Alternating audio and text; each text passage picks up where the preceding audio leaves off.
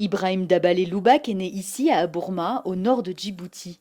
Ce désert rocailleux et aride abrite un trésor préhistorique de plus de 70 siècles, l'un des plus importants sites d'art rupestre de la Corne de l'Afrique.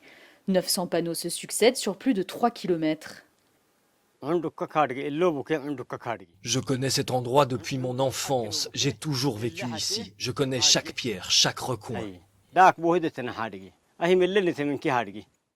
Ce site est connu par les Afars depuis des millénaires. Ce peuple traditionnellement nomade vit dans cette région à la frontière de Djibouti, de l'Érythrée et de l'Éthiopie. Depuis son enfance, Ibrahim entend parler de ces gravures. On n'est pas les premiers à avoir découvert le lieu. Nos grands-pères l'ont raconté à nos pères, puis nos pères nous l'ont raconté. C'est une connaissance qui se transmet de père en fils, et aujourd'hui, nous connaissons tous ce lieu. Connu des nomades mais pas du grand public, en 2005, Ibrahim accompagne un archéologue français sur les lieux, le premier à faire une étude scientifique.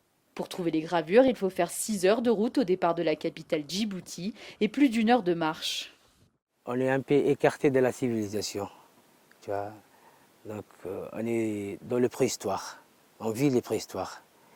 Donc ici, dans les massifs de Makarassou à Bourama, on découvre le gravure de rupestre.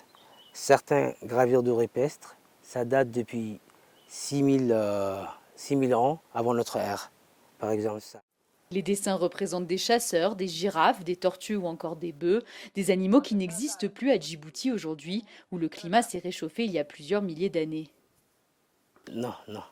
Aujourd'hui, c'est la cimetière pour ça, on peut dire, parce qu'on n'en a plus. Donc, à l'époque, ils vivaient ici, ce genre d'animaux. Préserver ce site archéologique est primordial, mais les systèmes de protection sont quasi inexistants. Aujourd'hui, à Bourma, n'a ni barrière ni guichet d'entrée et le site est très peu visité par les touristes, trop difficile d'accès. Le seul gardien du lieu est Ibrahim, payé par le gouvernement djiboutien pour s'assurer que personne ne vole ses blocs.